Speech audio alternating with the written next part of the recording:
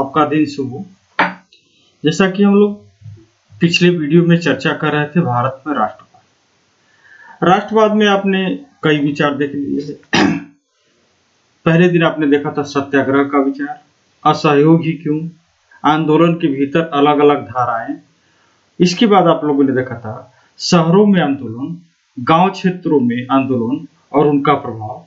फिर इसके बाद आप लोगों ने देखा था सविनय अवज्ञा की ओर, जिसके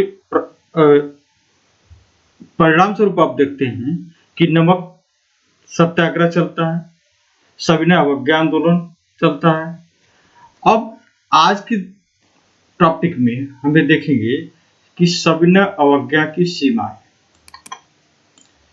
इनकी सीमाओं पर चर्चा करने से पहले थोड़ा सा हम इसके विषय वस्तु को देख लें। बच्चों, जिस समय राष्ट्रवाद का आह्वान किया जा रहा था, चूंकि यह अमूर्त अवधारणा थी, अमूर्त अवधारणा के प्रति समाज में या भारत के अंदर ही कुछ लोग उससे प्रभावित थे और कुछ लोग उससे अप्रभावित थे। हम यहाँ पर चर्चा करेंगे कि कौन कौन से लोग अप्रभावित थे। इसमें सर्वप्रथम हम उल्लेख करेंगे एक ऐसा समूह था जो अछूत का था, या ये कह सकते हैं कि जिनको लोग अछूत कहते थे, वे 1930 के बाद खुद को दलित या उत्पीड़ित कहने लगे। कांग्रेस ने लंबे समय तक इस समाज पर ध्यान नहीं दिया, क्योंकि कांग्रेस रूढ़िवादी सवर्ण हिंदू सनातनियों से डरी हुई थी। लेकिन महात्मा गांधी जी को ऐसा लगा कि इस समाज को जोड़ा जाए तो एक विराट राष्ट्र की कल्पना की जा सकती है। इस सोच से महात्मा गांधी जी ने ऐलान किया कि अस्पृश्यता, छुआछूत को खत्म करने किए बिना 100 साल तक स्वराज की स्थापना नहीं की जा सकती। इसका मतलब ये हो गया कि महात्मा गांधी जी का यह विचार था कि यदि स्वराज्य होगा तो यह ज्यादा लंबे समय तक नहीं चल पाएगा, इसलिए समाज के सभी वर्गों को समाहित करना जरूरी है। इसी सोच से उन्होंने अछूतों को हरिजन यानी ईश्वर की संतान बताया। उन्होंने मंदिरों, सार्वजनिक तालाबों, सड़कों और कुओं पर समान अधिकार दिलाने के लिए सत्याग्रह किया। मैला ढोने के काम को प्रतिष्ठा दिलाने के लिए वे खुद शौचालय साफ करने लगे। उन्होंने ऊंची जातियों का आह्वान किया कि वे अपना हृदय परिवर्तित करें और अस्पृश्यता को, पाप को छोड़ें। लेकिन बहुत सारे दलित नेता अपने समुदाय की समस्याओं को अलग राजनीतिक हल ढूंढना चाहते थे। उनका राजनीतिक दृष्टिकोण अलग था, यहाँ पे ध्यान देंगे। वे खुद को संगठित करने लगे। उन्होंने शिक्षा संस्थाओं में आरक्षण के लिए आवाज उठाई और अलग निर्वाचन क्षेत्रों की बात कही, ताकि वे विधायी परिषदों में केवल दलितों को ही चुनकर भेजा जा सके। उनका मानना था कि सामाजिक अपंगता केवल राजनीतिक सशक्तिकरण से ही दूर हो सकती है। इसलिए सविनय अवज्ञा में दलितों की हिस्सेदारी काफी सीमित थी। मसलन महाराष्ट्र और नागपुर के क्षेत्र में यह बात खास तौर से दिखाई देती थी, जहां उनके संगठन काफी मजबूत थे। इसी समय एक इनके मसीहा कह लीजिए, नेता कह लीजिए, डॉक्टर भीमराव अंबेडकर ने 1930 में दलितों को दलित वर्ग एसोसिएशन में संगठित किया। दलितों के लिए अलग निर्वाचन क्षेत्र के सवाल पर दूसरे गोलमेज सम्मेलन में महात्मा गांधी के साथ उनका काफी विवाद हुआ। एक ब्रिटिश सरकार ने अंबेडकर की मांग मान ली तो गांधी जी आमरण अनशन पर बैठ गए। उसका मत था कि दलितों के लिए निर्वाचन क्षेत्र की व्यवस्था से समाज में उनके एकीकरण की प्रक्रिया धीमी पड़ जाएगी।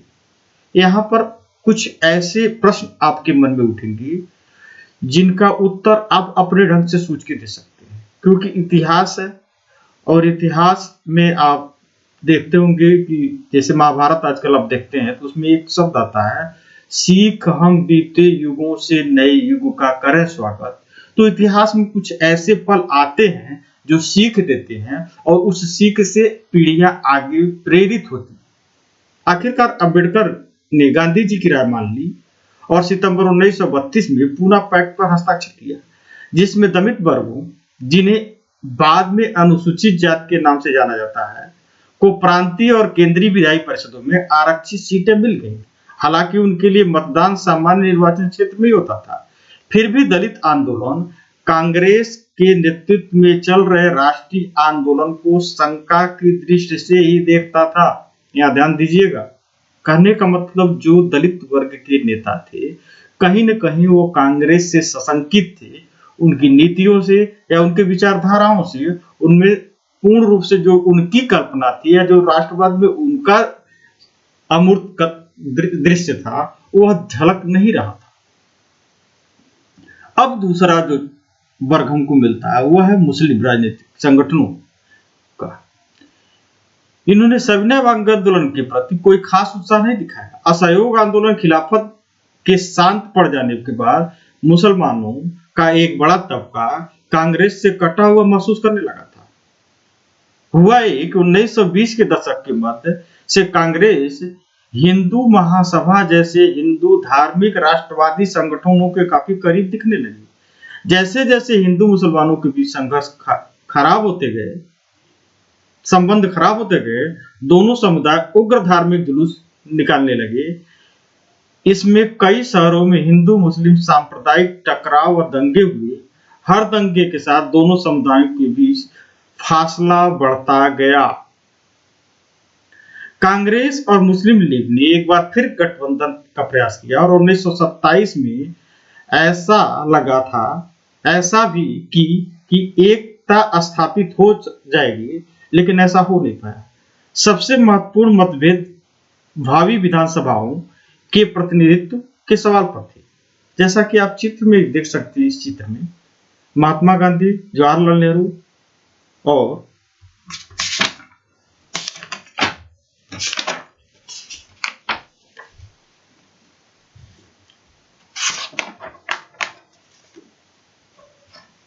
मौलाना अब्दुल कलाम आजाद जी का सेवाग्राम आश्रम में ये चित्र दिखाया गया है। इस चित्र से आप क्या पढ़ लेते हैं? इन नेताओं का कहीं न कहीं यह प्रयास था कि हम लोग राष्ट्रीय मंच पर एक हैं, या कोई असहमति है तो हम लोग बैठ के इस मुद्दे पर सहमति बना सकते हैं। फलस्वरूप मुस्लिम नेताओं में से एक मोहम्मद अली जिन्ना का कथन था कि अगर मुसलमानों को केंद्रीय सभा में आरक्षित सीटें दी जाए और मुस्लिम प्रांतों जैसे बंगाल और पंजाब में मुसलमानों की आबादी के अनुपात में प्रतिनिधित्व दिया जाए, तो वे मुसलमानों के लिए पृथक निर्वाचन की मांग छोड़ने के लिए तैयार है। प्रतिनिधि के सवाल पर बहस मुबाहिसा चल ही रहा था कि 1928 में आयोजित किए गए सर्वदलीय सम्मेलन में हिंदू महासभा के आर जयकरण ने इस समझौते के लिए किए जा रहे प्रयासों की खुल्लम खुल्ला निंदा शुरू कर दी, जिससे इस मुद्दे के समाधान की सारी संभावनाएं समाप्त हो गई। कहने का मतलब क्या था? कांग्रेस और मुस्लिम लीग में मतभेद बरकरार रहा, वह एक मंच से या एक विचारधारा के नहीं हो पाए। जब सविनय अवज्ञा आंदोलन शुरू हुआ तो उस समय समुदायों के बीच संदेह और अविश्वास का माहौल बना हुआ था। कांग्रेस से कटे हुए मुसलमानों का बड़ा तबका किसी संयुक्त संघर्ष के लिए तैयार नहीं था।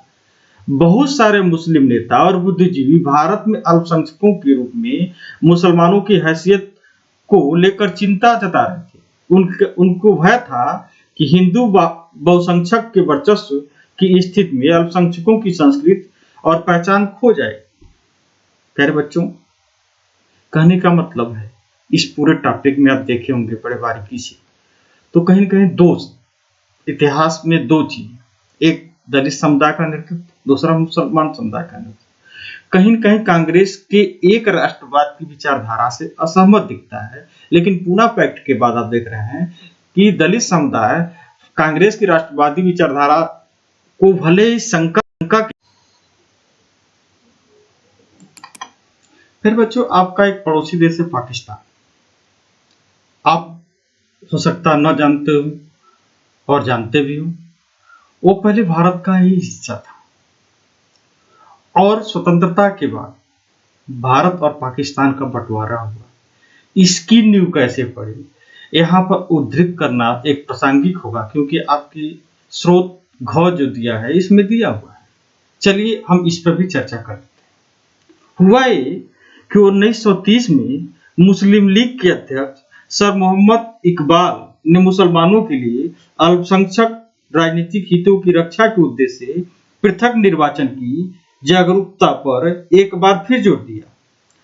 माना जाता है कि बाद के सालों में पाकिस्तान की मांग के लिए जो आवाज उठी, उनका बौद्धिक औचित्य उनके इसी बयान से उपजा था। उन्होंने कहा वह इस प्रकार है, थोड़ा ध्यान दें इसको। मुझे यह कहने में जरा सी भी हिचकिचाहट नहीं है कि अगर अस्थायी सांप्रदायिक बंदोबस्त के तौर पर भारतीय मुसलमानों को उनके अपने भारतीय होमलैंड में अपनी संस्कृति और परंपरा के अनुसार पूर्ण और स्वतंत्र विकास का अधिकार दिया जाए, तो वह भारत की स्वतंत्रता के लिए अपना सब कुछ न्यौछावर करने को तैयार हो जाएगा। प्रत्येक समूह को अपने तरीके से स्वतंत्र विकास का अधिकार है। यह सिद्धांत किसी संकुचित सांप्रदायिकता की भावना से नहीं उपजा है। जो समुदाय अन्य समुदायों के प्रति दुर्भावना रखते हैं वह नीच और अधम है।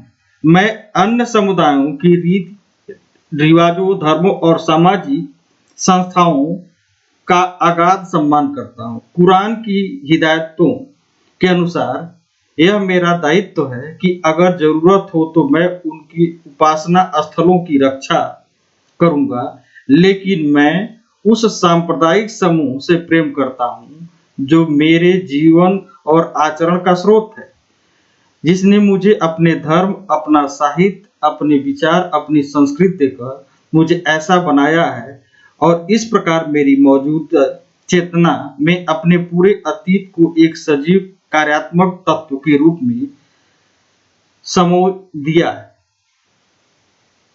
ऐसे में अपने उच्चतम आयाम में सांप्रदायिकता भारत जैसे देश के भीतर एक लयात्मक समुच्चय के निर्माण के लिए अपरिहार्य है। यूरोपीय देशों की तरह भारतीय समाज की इकाइयां भूभागों में बटी हुई थी। भारत के सामुदायिक समूहों को मान्यता दिए बिना यहाँ यूरोपीय लोकतंत्र के सिद्धांत को लागू नहीं किया जा सकता। भारत के भीतर एक मुस्लिम भारत की स्थापना के लिए मुसलमानों की ओर से उठ रही मांग बिल्कुल सही है। थोड़ा इस पर गौर कीजिएगा। हिंदू सोचता है कि पृथक निर्वाचन का प्रस्ताव सच्चे राष्ट्रवाद की भावना के विपरीत है, क्योंकि वह मानता है कि राष्ट्र शब्द का मतलब ऐसे सार्वभौमिक सम्मिश्रण से है जिसमें किसी भी सामुदायिक इकाई को अपनी निजी विशिष्टता बनाए रखने का अधिकार नहीं हो सकता है। लेकिन हालात ऐसे नहीं हैं। भारत नस्ली और धार्मिक विशिष्टताओं वाला देश है। इसी में आप यह तथ्य भी जोड़ दीजिए कि मुसलमान आर्थिक रूप से सामान्यतः कमजोर है, उस पर भारी कर्ज है, खास तौर से पंजाब में और कई प्रांतों में उनकी संख्या कम है। इसके बाद आप देखेंगे कि पृथक निर्वाचन को बनाए रखने में हमारी बेचैनी का अर्थ क्या है। इस पूरे टॉपिक से आप क्या हासिल करते हैं कि क्या आप सांप्रदायिकता के बारे में इकबाल के विचारों से सहमत हैं? क्या आप सांप्रदायिकता को अलग प्रकार से परिभाषित कर सकते हैं? आप इकबाल के विचारों को एक बार और पढ़िए अपने स्वतः विवेक से, तो आपको एक शब्द इकबाल जी के विचारों से आएगा कि कहीं न कहीं वो संकुचित राष्ट्रवाद की कल्पना करते हैं। और संकुचित राष्ट्रवाद इतने व्यापक भूभाग पर यह संभव नहीं था। कहीं न कहीं कांग्रेस का जो दृष्टिकोण था यह व्यापक था और समाज के सर्वजन को लेकर चलने का था। ऐसी स्थिति में मतभेद होना स्वाभाविक था और इसी मतभेद का परिणाम था कि पाकिस्तान जैसे राष्ट्र का प्रादुर्भाव देखने के लिए मिलता है। आज के टॉपिक में हम इतना ही चर्चा करेंगे आज का